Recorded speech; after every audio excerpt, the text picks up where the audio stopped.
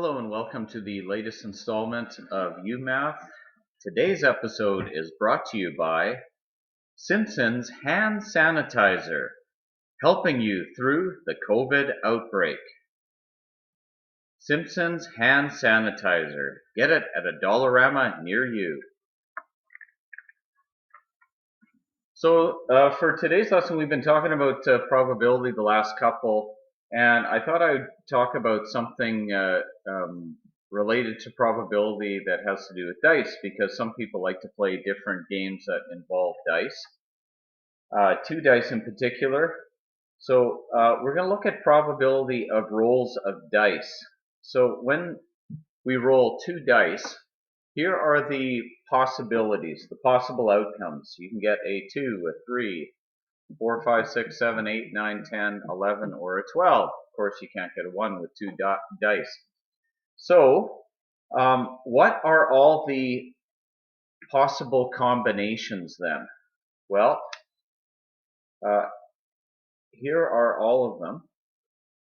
With a 2, you could get a 1 and a 1, or a 1 and a 1 the other way. It doesn't matter. There's only one way you can get a 2.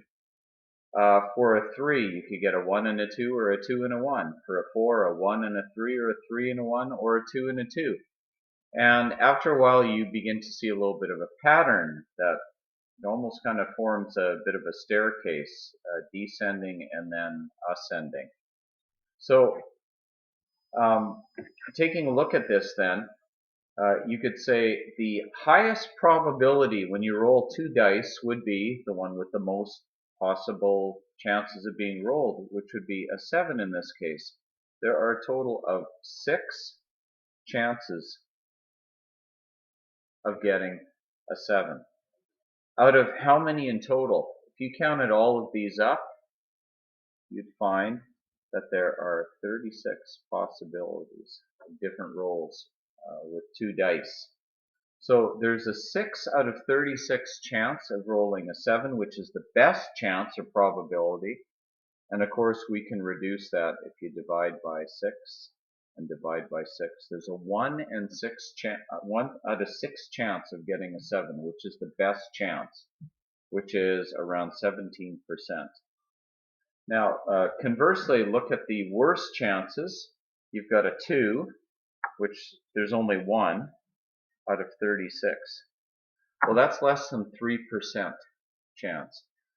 Same with the 12 over here. It's a 1 in 36. So there's not a very high probability you're going to get a 2 or a 12 when playing. When would this knowledge be helpful? Well, in certain board games that you play. Settlers of Catan, if you play that, knowing the probability of the dice rolls becomes very crucial for that game. Because when you lay your different items on the board at the start, you want to go around ones of the highest probability, which would, looking at this, be the 6, 7, and the 8. Because just those three together, you've got 5, 6, and 5. Well, that's a 16 out of 32. That's almost a 50-50 chance of any two dice roll becoming a 6, 7, or an 8. So those are high odds for that. There are other games that people play as they get older. There's a game called Craps where you shoot dice and you try to get certain numbers. And anyone who gets serious about playing games like that must be aware of the probabilities that are out there when you actually roll two dice. For homework, there's nothing out of the textbook or your answer keys. The only thing I want you to do for today's lesson is just simply watch the Bill Nye probability video. And that's it. You can find it on YouTube, and I've already sent the link for that. That was easy.